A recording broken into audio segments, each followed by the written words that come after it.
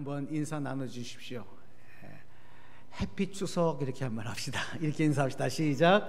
해피 추석. 행복한 추석 명절 되시기 바라고, 오늘 말씀으로 은혜 받기를 바랍니다. 여러분 한번 오늘 말씀을 한번 잘 귀 기울이 주셨으면 좋겠어요. 제가 설교 전에 이런 말씀을 잘 안 드리는데, 오늘 이 말씀을 받고 오늘 우리 교우들이 여러 가정이 많이 빠지는데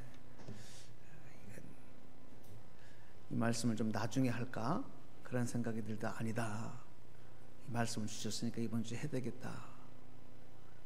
그리고 참 깨닫게 하신 은혜가 너무 컸습니다. 제가 말씀을 준비하면서 오늘 이 말씀을 믿음의 유산을 남기자, 이렇게 제목을 정하고 오늘 여러분과 함께 나누고 싶은데, 여러분에게 큰 은혜가 되었으면 좋겠습니다. 우리가 이렇게 살아가다 보면 힘들고 어려운 일이 많지만 참 행복한 일도 많지 않습니까? 사람을 정말 기분 좋고 행복하게 하는 일들 중에서 이 선물이 차지하는 비중이 굉장히 크다고 생각합니다. 선물 받고 기분 나빠하는 사람 별로 없고, 선물 받으면 모두가 다 행복해지고 기뻐하죠. 특별히 예상치 못했던 선물을 받을 때는 그 감격이 더 커지고, 또 그 정성과 마음이 담긴 선물 받으면 더 기쁨이 커지는 것입니다. 여러분, 우리 하나님은요, 오늘 저와 여러분에게 큰 선물을 주시는 분이신 줄로 여러분 믿으시기를 바랍니다. 이미 그 선물을 주셨고 계속해서 그 선물을 준비하시고 주시는 분이 우리 하나님이세요. 전혀 우리가 예상치 못했던 뜻밖의 선물을 주셨는데, 또 그 선물을 주실 뿐만이 아니라 앞으로도 더 큰 선물을 주시겠다고 약속하셨는데, 하나님은 약속하신 축복, 약속하신 그 모든 것들은 하나도 빠트림이 없이 정확하게 주시는 분이라는 거예요. 우리가 예상치 못했던 하나님의 선물 중에 가장 큰 선물은 바로 여러분 구원입니다. 여러분 그렇게 생각하십니까? 하나님이 나를 구원해 주시는 선물만큼 더 큰 선물은 없어요. 그러니까 오늘 저와 여러분이 그 선물을 받았어요. 여러분 제일 기분 나쁜 사람이 어떤 사람인지 아세요? 선물을 줬는데도 아무런 반응이 없는 사람이에요. 근데 더 기분 나쁜 사람은 뭐냐면, 반응이 없는 것만이 아니라 전혀 감동도 안 하고 감사도 안 하고 오히려 더 얼굴이 찌그러지는 모습들, 이거 보면 정말 기분 나쁘지 않습니다. 오늘 우리 하나님께서 우리에게 주신 큰 구원의 선물, 예상치 못했던 큰 선물을 주셨는데도 여러분 우리가 반응이 없어요. 감사하지 못해. 그 감격의 기쁨으로 살지 못한다면 여러분 우리 하나님에게는 대단히 안타까운 모습이라 하는 생각이 듭니다. 우리가 죄인으로 심판과 영원한 죽음, 저주 가운데 있을 때 그 죄를 사해 주시고 구원해 주셔서 의롭다 인정해 주신 그 은혜도 오늘 우리가 내 능력으로는 다 갚을 수가 없어요. 그런데 하나님은 더 나아가서 의롭다 인정해 주신 것만이 아니라 죄인인 우리를 말이죠, 하나님의 자녀로 삼아 주셨어요. 그리고 천지를 창조하시고 만물을 다스리시는 만왕의 왕 하나님을 아버지라 부를 수 있도록 우리에게 특권, 자녀의 권세를 주셨어요. 이거 얼마나 큰 선물인지 몰라요. 그러므로 내가 구원의 선물을 받은 축복의 사람임을 우리는 절대 잊지 아니하고 살아가야 되는 것입니다. 여러분 이런 생각 안 해보셨어요? 저는 가끔 그런 생각을 해본 적이 많아요. 내가 부모로부터 좋은 유전자를 받았나? 나쁜 유전자를 받았나? 여러분 이런 생각은 우리 한두 번쯤 다 해보셨을 겁니다. 여러분 어떻게 생각하세요? 여러분 부모님에게 여러분이 좋은 유전자를 받았다고 생각합니까? 아니면 나쁜 유전자를 받았다고 생각합니까? 중요한 것은 모든 부모님들은 내 자녀에게, 내 후손에게 좋은 유전자, 좋은 것만 남겨주고 싶지 나쁜 것을 남겨주고 싶은 부모는 하나도 없어요. 그런데 그것이 내 마음대로 안 되는 겁니다. 내 능력으로 할 수 없는 것이 너무 많은 거예요. 자녀들에게, 후손에게 좋은 유산을 많이 남겨주고 싶지만, 마음은 그렇지만, 그리고 나름대로 노력할 수도 있지만, 좋은 유산이 아닌 나쁜 유산을 남겨줄 수 있는 것, 그건 내 능력으로 안 되는 게 너무 많아요.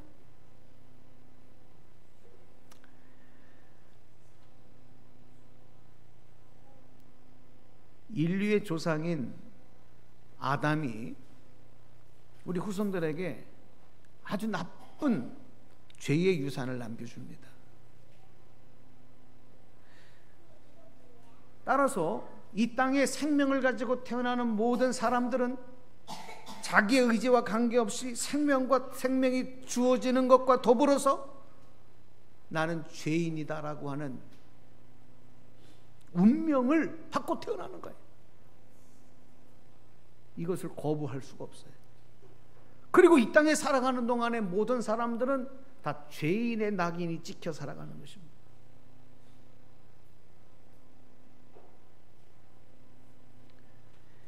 죄인의 생명은 사망과 심판을 향해 가는 여정이기 때문에 그 인생의 여정에는 늘 두려움이 있고 염려가 있고 고민이 있고 근심, 걱정이, 염려가 떠나가지 않는 인생을 살아가는,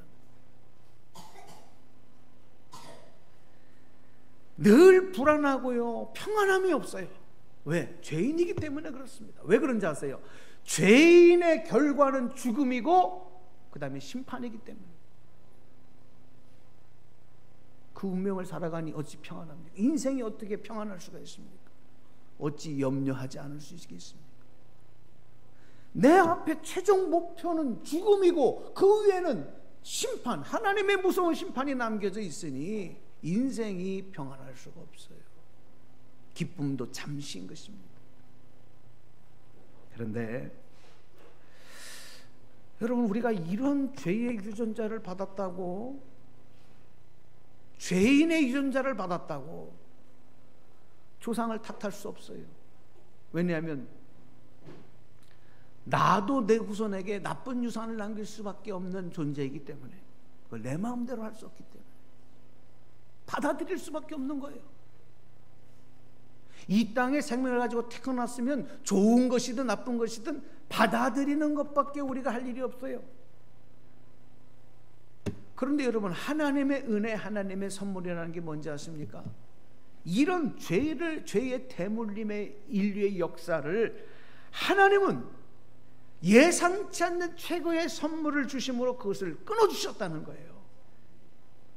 인간의 힘으로는 도저히 끊을 수 없는 이 죄의 대물림을 하나님이 끊게 해주신 거예요. 더 이상 죄를 내 자손들에게, 내 후손들에게 유산으로 남기지 않을 수 있도록 우리에게 큰 선물을 주셨다는 것.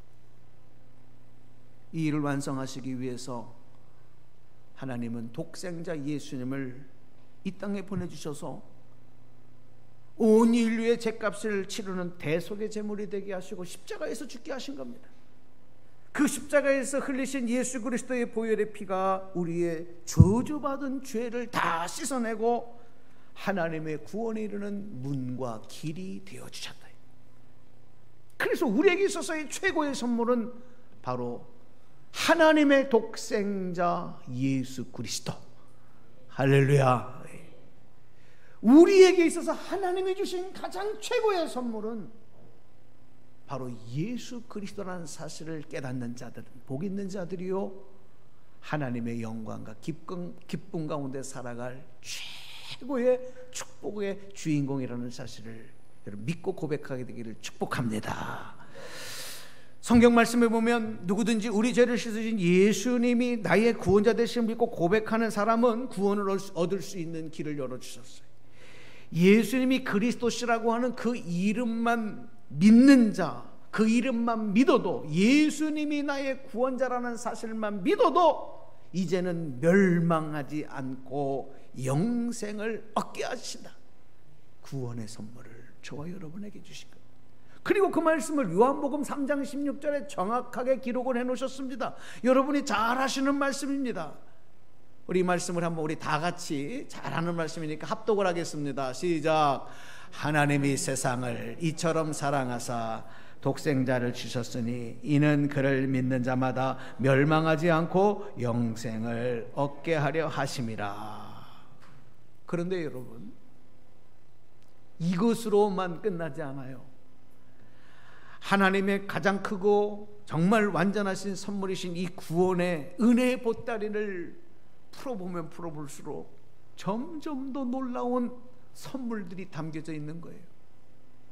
예수님을 우리에게 선물로 주시고 예수님의 십자가의 대속의 은혜를 구원으로, 대속의 은혜로 구원받게 하신 것만 해도 너무 감사한데, 그런데 여러분, 이 십자가에서 나를 위해 죽으신 예수님은 죽으신 것으로만 끝나는 것이 아니라 무덤에 장사되신 지 사흘 만에 음부의 권세인 죄로 인하여 모든 이들이 겪어야 할 이 사망의 권세와 싸우셔서 승리하셨다는 것입니다. 그리고 사흘 만에 부활하셔서 우리에게 부활의 선물로 영원한 생명을 우리에게 확증해 주신 축복의 선물을 우리에게 더하여 주셨어요. 예수님을 믿은 자들이 그 구원의 보따리를 푸는 순간에 우리는 정말 보석처럼 빛나는 이 부활의 크신 은혜가 우리에게 주어진 가장 복된 선물이라는 것을 알고, 그것을 발견한 자들, 그것을 받은 자들은 이제 앞으로 살아가는 인생이 부활의 증거자로 살아가게 되는 것입니다. 그래서 여러분, 예수님 믿고 구원받았다는 것은요, 부활하신 주님의 부활을 믿고 부활의 영원한 생명을 선물로 받았다는 뜻이 되는 거고, 그래서 우리 기독교는 부활 종교가 되는 거예요. 어느 종교에도 죽었던 자가 다시 살아나는 일은 없습니다. 죽었던 생명이 다시 살아나는 일은 없는 것입니다. 오직 기독교만이 부활의 종교. 오늘 저와 여러분은 부활의 증거자로 삼아 주신 것입니다. 자, 여러분 읽어보십시오. 하나님으로부터 최고의 선물인 이런 구원의 유산을 오늘 저와 여러분이 받았는데, 이것은 나만 받은 것이 아니라 우리 후손들에게 이제 유산으로, 가장 좋은 유산으로 남겨주어야 할 그런 의무와 사명이 우리에게 주어진 거예요. 아브라함처럼 믿음의 조상이 되어서 후손들에게 좋은 믿음의 유산을 우리가 남겨야지, 아담처럼, 가인처럼 그 후손들에게 나쁜 죄의 유산을 남긴다고 하는 것은 여러분 정말로 우리가 본받지 말고 그것을 답습하지 말아야 되는 거예요. 그래서 그리스도인들은 천대 만대를 이어갈 수 있는 영적 유산인 믿음의 유산, 그 유산을 여러분 후손들에 남기는 이 사명을 위해서 끝까지 기도하고 삶으로 믿음을 실천하는 아름다운 역사를 이루어야 할 줄로 믿습니다. 절대 포기해서는 안 됩니다.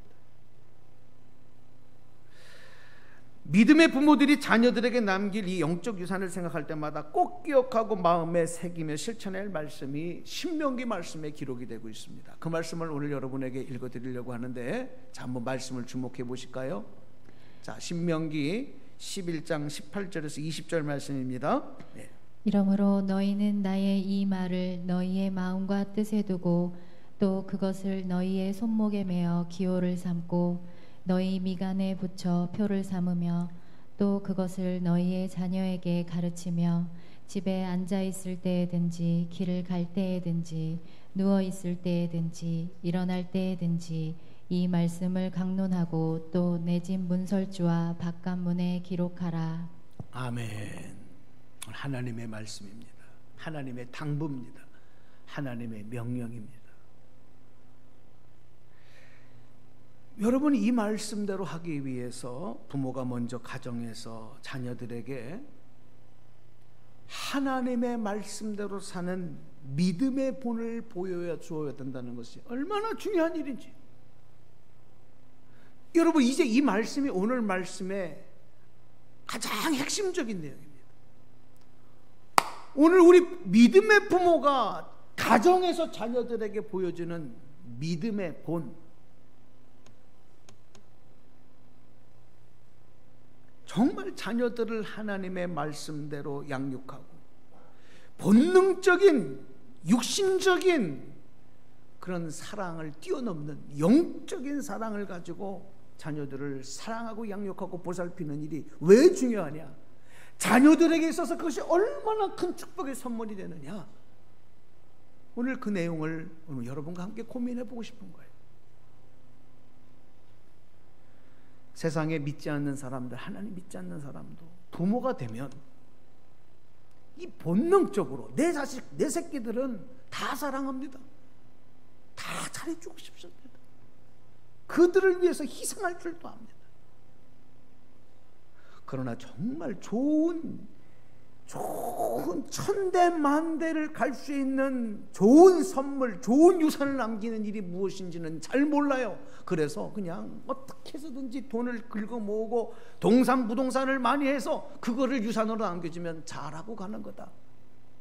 좋은 대학 보내고 좋은 직장에 취업하고 좋게 결혼시켜서 분가시키면 부모의 사명은 끝난 거다. 이렇게 모든 사람들이 생각해요. 그런데 여러분, 그게 전부가 아니라는 겁니다.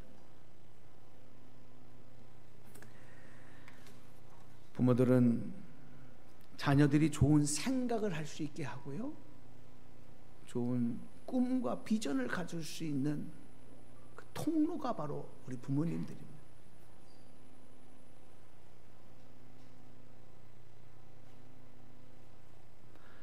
어떤 꿈을 가지고 어떤 생각을 하느냐. 여러분, 내 자녀들이 앞으로 어떤 꿈을 가지고 어떤 생각을 하며 살아가느냐는 부모에게서 나오는 거예요.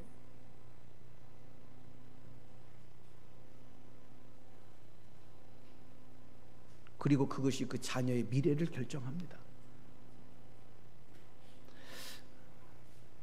그런데 많은 부모들이 자신의 틀에 자녀를 가두려고만 합니다. 자신의 한계를 넘지 못하는 자녀가 되게 한다는 것을 부모들이 몰라요. 부모가 내가 완전하지 않다는 것을 알면서도 내 사랑하는 자녀가 나의 한계를 넘지 못하게 내가 그 자녀들을 지금 붙잡고 있다. 이걸 모른다는 거예요. 얼마나 안타깝습니까? 근데 거기엔 항상 사랑이라는 이름으로 그렇게 해요. 사랑이라는 이름으로.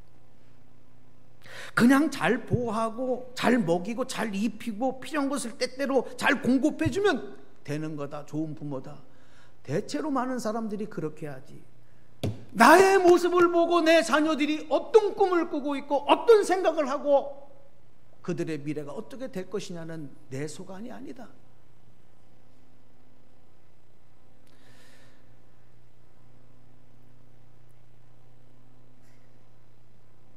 여러분, 저는요 참 안타까운 게, 저도 부모지만 새 자녀를 또 낳고 키우는 부모 입장이지만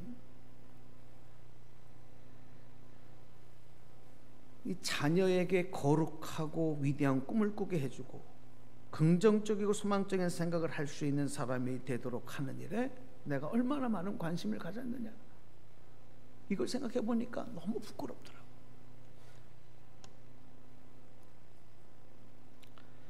또 자녀들이 힘들고 어려운 일을 만났을 때 그것을 스스로 대처하고 극복해 갈 수 있는 자녀가 되도록 했는가? 아니면 그냥 내가 부모라는 이로 나서서 그걸 다 해결해 주면 좋은 부모라고만 생각을 했느냐? 또 이런 걸 생각해 보니까 너무 부족한 게 많은 거예요. 여러분은 어떠세요?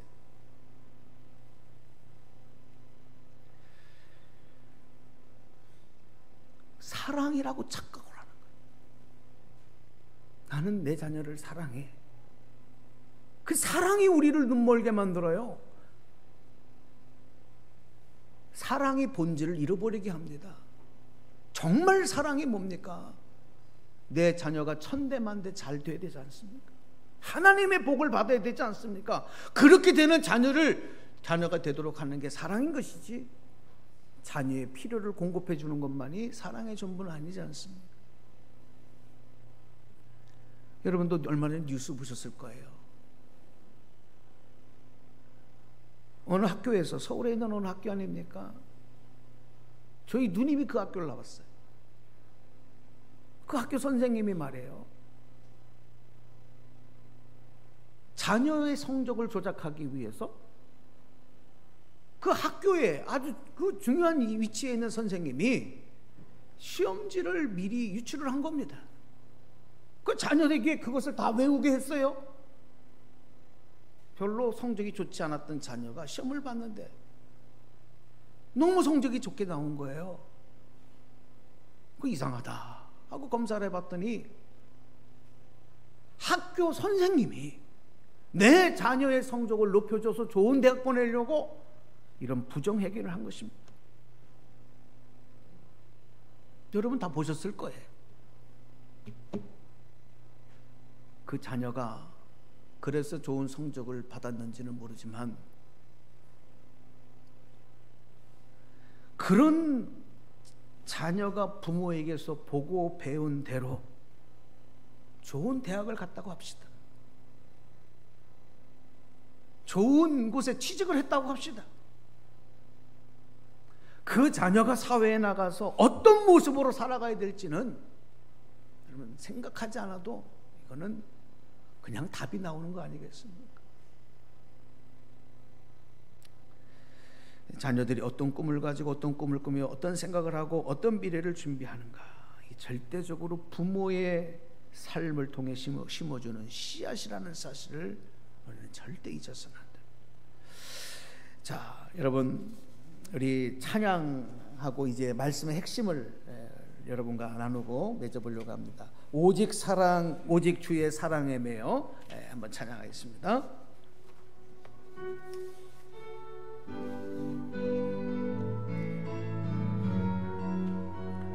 가사를 기억하시면서 사랑으로 나를 붙들어 매신 주님을 찬양합시다. 오직 주의 사랑에 매여 내 영 기뻐 노래합니다.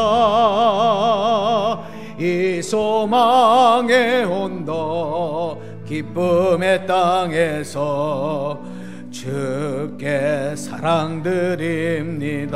오직 주의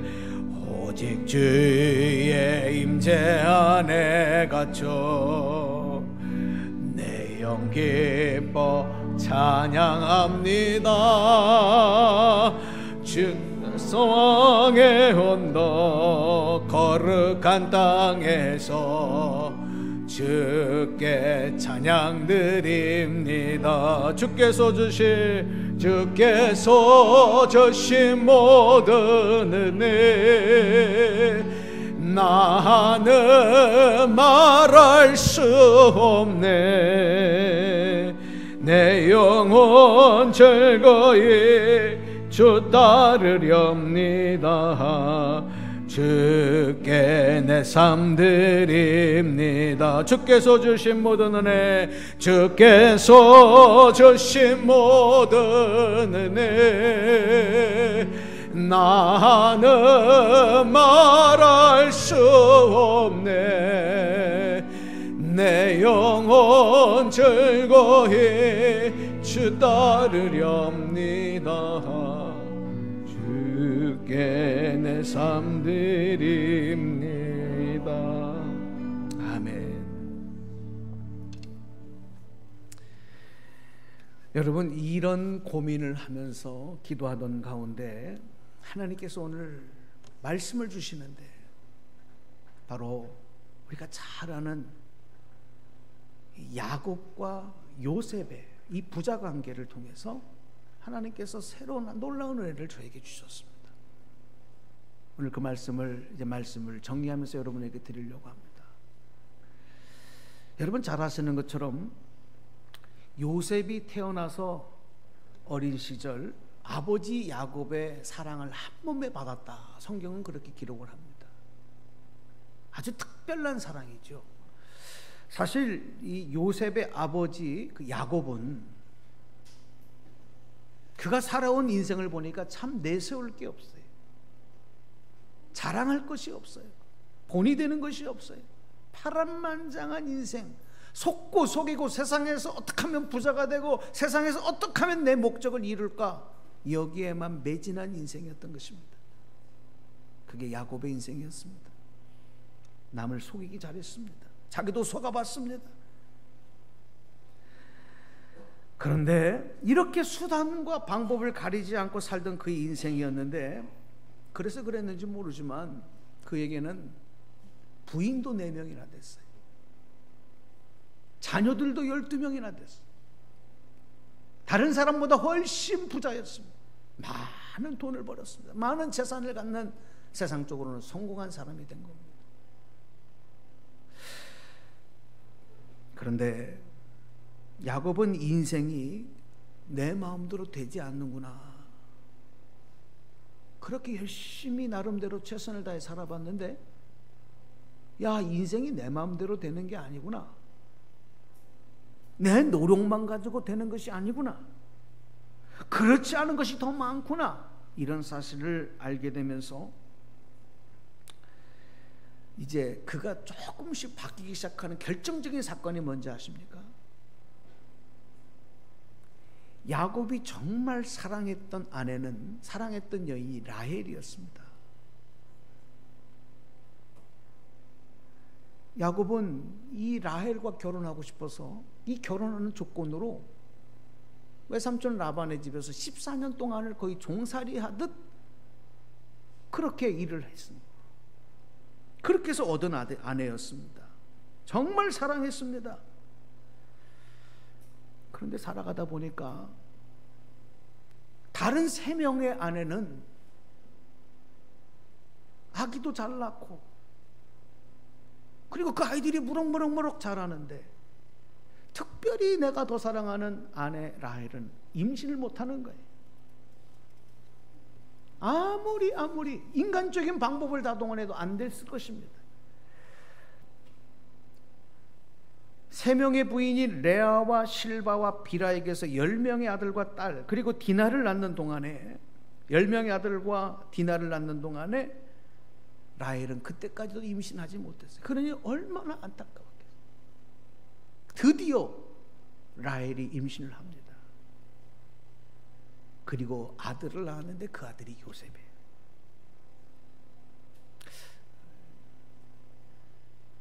그러니 야곱이 요셉을 얼마나 사랑했겠습니까? 특별히 사랑하는 아내에게서 그렇게 기다리던 아들로 태어났으니 오기야 금이야 애지중지하며 사랑을 베풀었고, 색동으로 손을 입히고, 정말 다른 형제들이, 다른 아들들이 시기할 정도로 요셉을 너무너무 극진히 사랑한 겁니다. 자, 그런데 여러분, 그게 중요한 게 아니고 더 중요한 사실이 있어요. 야곱의 인생에 있어서 이 요셉이라는 인물이 얼마나 큰 역할을 했느냐, 제가 이 말씀을 다시 묵상하면서 발견했는데, 야곱이 요셉이 태어나자마자 성경에 보니까 20년 동안을 라반의 집에서, 외삼촌 라반의 집에서 살아가다가 이제 이 집을 떠나야 되겠다, 그 계획을 세우는 거예요. 왜 그런지 아십니까?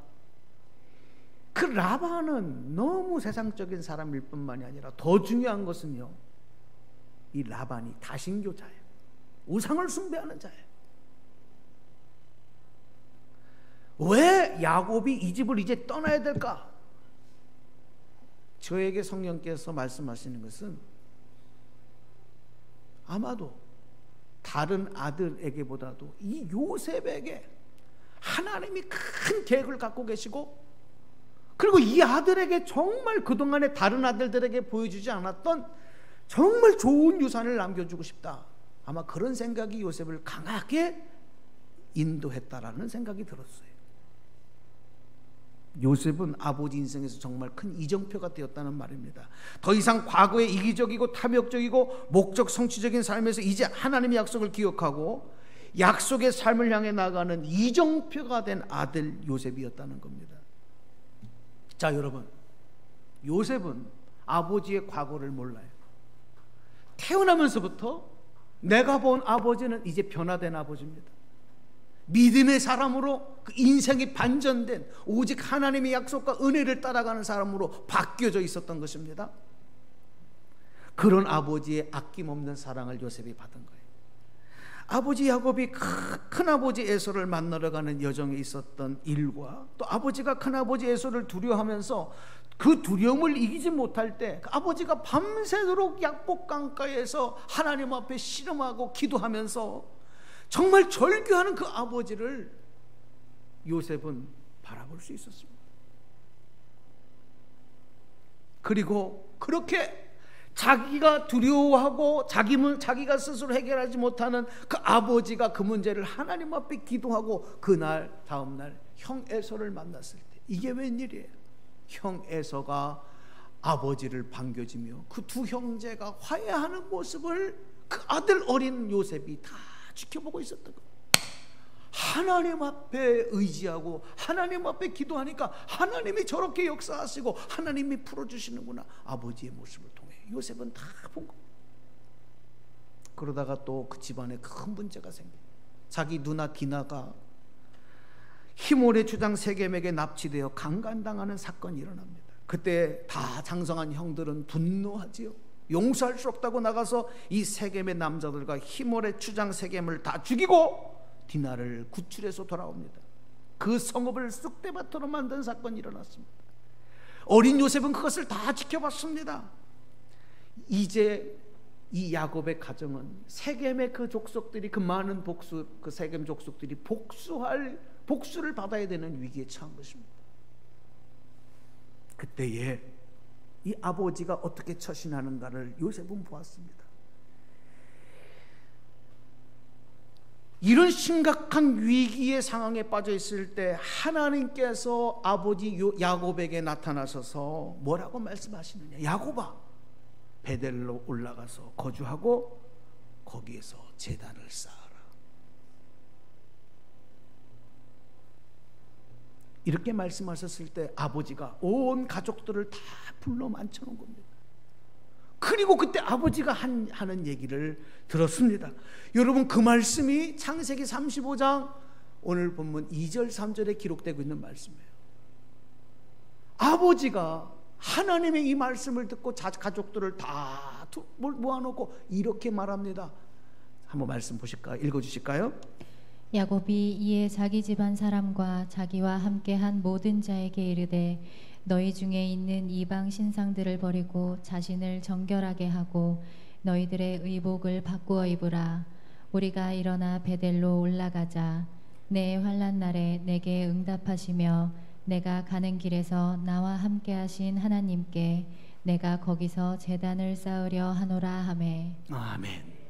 이게 아버지 야곱이 하나님의 음성을 듣고 가족들에게 한 얘기. 이 야곱의 이야기를 듣고 온 가족들은 자기 손에 있는 그동안의 이방 신상을 섬겼던 것들, 귀에 걸고 있는 귀고리들, 이 모든 것들을 다 가져다가 아버지 야곱에게 앞에다 갖다 놓습니다. 야곱은 그것들을 세겜 근처 상수리 나무 아래에 묻고 거기를 떠난 것입니다.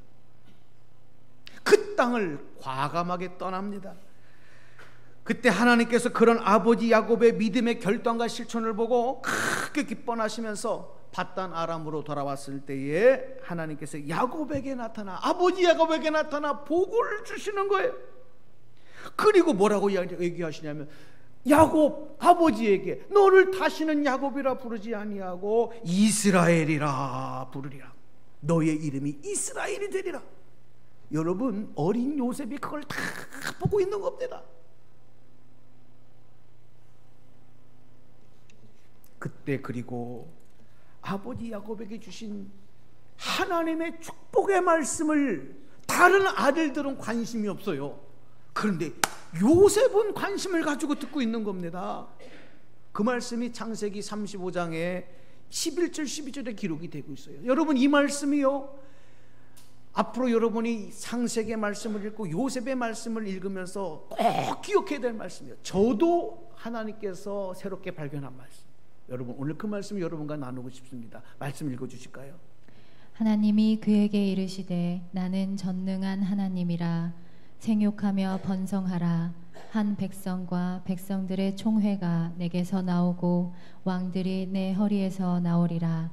내가 아브라함과 이삭에게 준 땅을 내게 주고 내가 내 후손에게도 그 땅을 주리라 하시고. 아멘. 이것이 바로 하나님께서 아버지 야곱에게 약속하신 축복의 말씀이었습니다.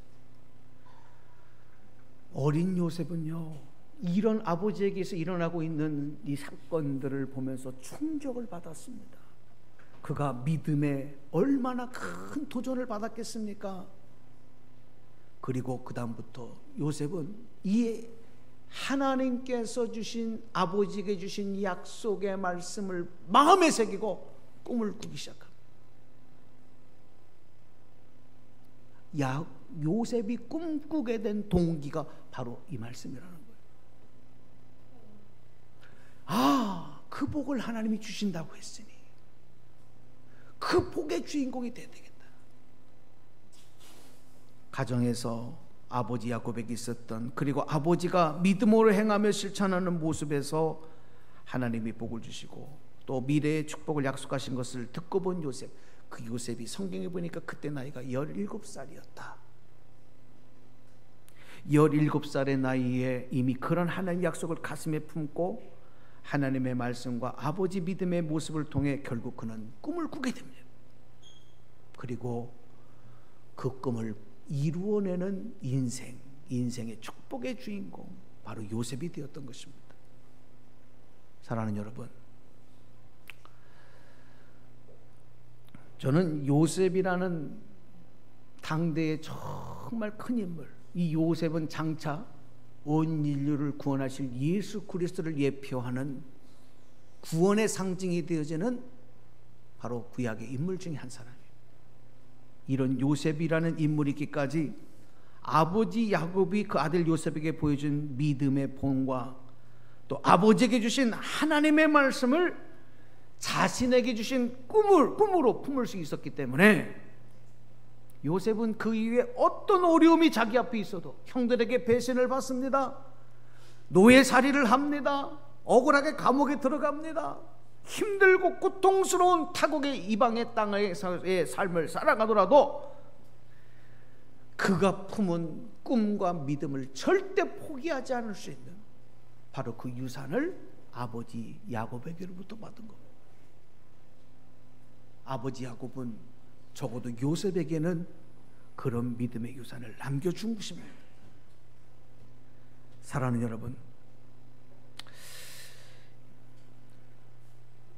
야곱이 그동안에 섬겼던 우상들, 가족들이 섬겼던 잡신 우상들, 헛된 세상의 욕망과 금은 보화들,